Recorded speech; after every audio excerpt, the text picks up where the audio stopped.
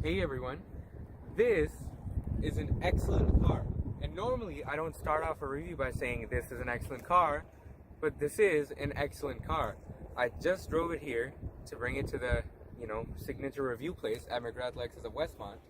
And this car, the brand new Lexus ES300H, meaning ES300 Hybrid, is an excellent buy.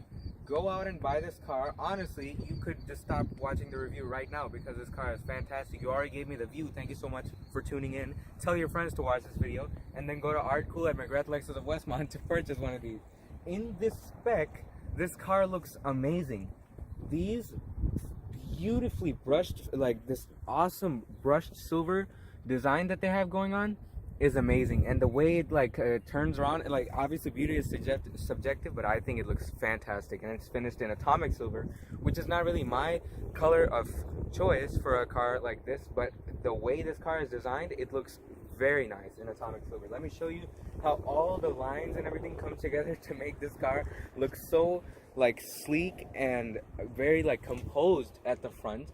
The blue badge means that this car is a hybrid, and it has the waterfall type design of the lines instead of the mesh grille, which is for the F Sport one.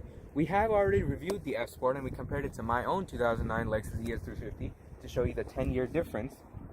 Also, you got this super cool hybrid badge over here, and what's really awesome, what people might not know about this car, is that when you get the hybrid, you do get a little spoiler in the back, which probably has to help with the drag coefficient of this car to get better fuel economy. Mostly, that's probably the reason why it's there. That's what I'm thinking. But anyways, of course, ES300H over there, and of course, you got to go to McGrath Lexus of Westmont. How can you not, right? Talk to Art Cool, like I said.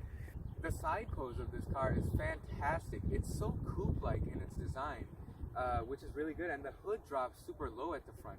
Also, what the complaint we have with the Ellis's C-pillar is, mainly it's my dad's complaint, is that when it continues, the entire door panel kind of goes in a weird, bulbous type of shape in the Ellis, but in the ES, it's very sleek, and it continues with this super nice character line that makes the back look really, really heavy and makes the front look thin, which is how a coupe looks.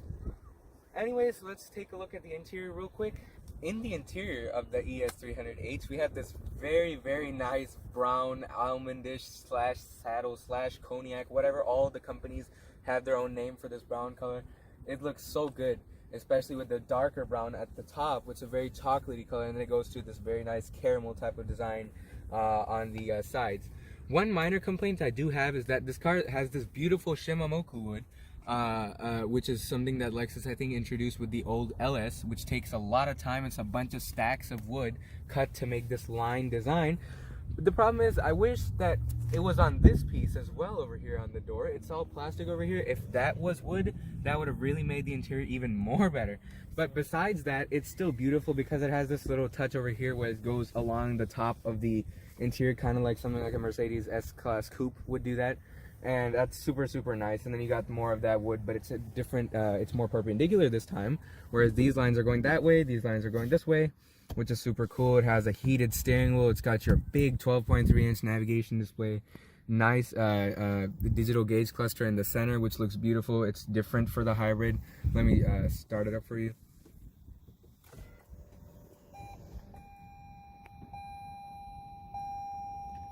There's this really cool movie that plays, and then it says ES. Also, then you see this awesome digital gauge cluster light up, and then you put it to sport, and it makes it even cooler with that little classic tachometer type of look. Then there's a more eco mode, which is down. So normally it's in normal, and then that doesn't really change the gauge cluster. You also have blind spot monitoring. I'm pretty sure these are the quiet wheels, which is, they have a special design. They're hollow on the inside and the spokes, so they absorb a lot of the sound and a lot of tire noise, which was immediately noticeable. I wasn't sure if these were the actual wheels, but when I got in this car, regardless of that, it's so quiet. So I'm pretty sure these are those wheels, which is super cool, and they look really nice. The height of getting in is pretty sporty. It's pretty nice and low. Oh, it's already on. Sorry, I'm not used to a hybrid that much, but it's already on when I got in it because, I had started it up to show you.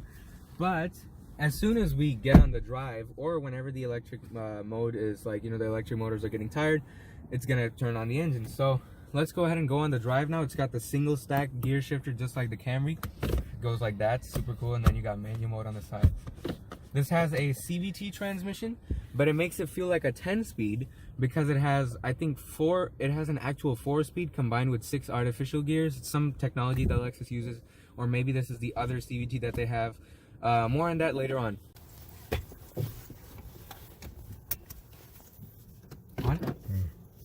Okay, so we are now behind the wheel of the ES300 hybrid, and it is so quiet because it's running on the electric motor right now.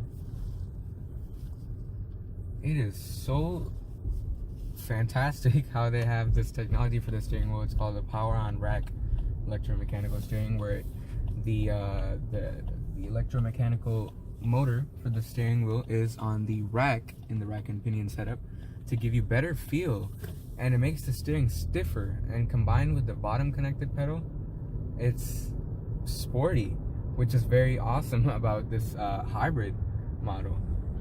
So the thing about this car is that since it has a CVT, no matter if they have that little 4-speed technology or if they don't in this model, the response is very good.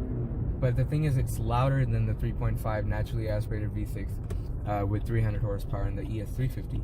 This one makes 200 horsepower, 215 actually. So that's like a little 15 horsepower upgrade from the last one.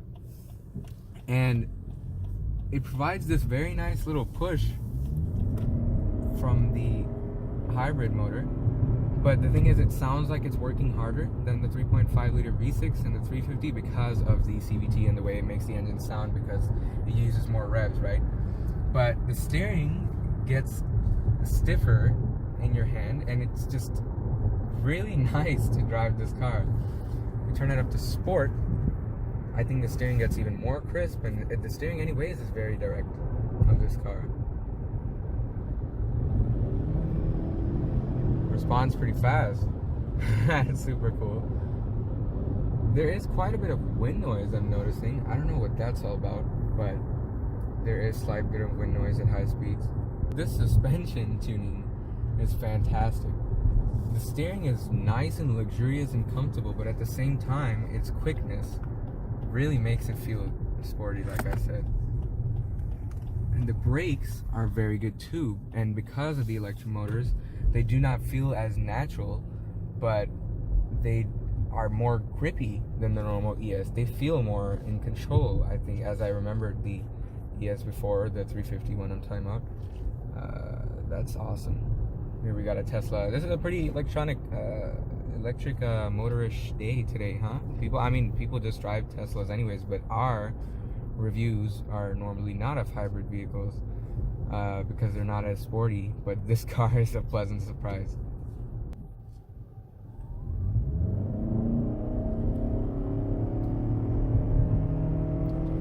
It feels like a jet engine the way the power comes on because it's so linear.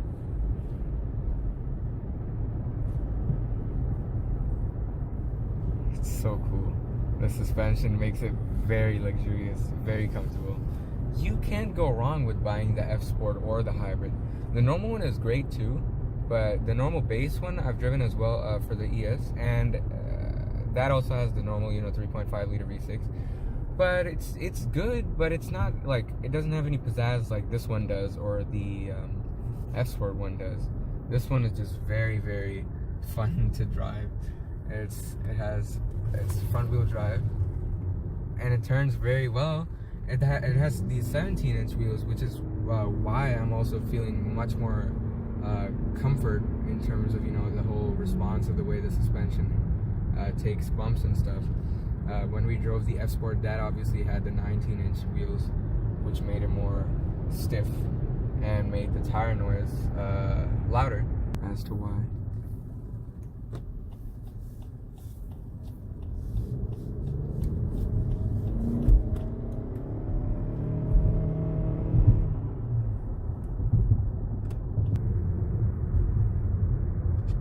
It handles decently well because obviously these are not the 19-inch wheels from the F Sport, so there is some grip, but there's roll because they're not as stiff. and the suspension is much more comfortable, so it's not as confidence inspiring as the F Sport one, but it's still super good. And just looking at the interior when you're driving this thing, it's so luxurious and expensive looking. So overall, I mean, this is a fantastic buy. You should totally go out and buy either this one or the F Sport. It's totally up to you. You can't get the hybrid F Sport trim. It's only this luxurious package that you can get with the hybrid, and it comes with Mark Levinson if you want it loaded with that stuff. It has a super cool look to it and everything when you get the hybrid trim, and of course you're saving a whole bunch of gas too.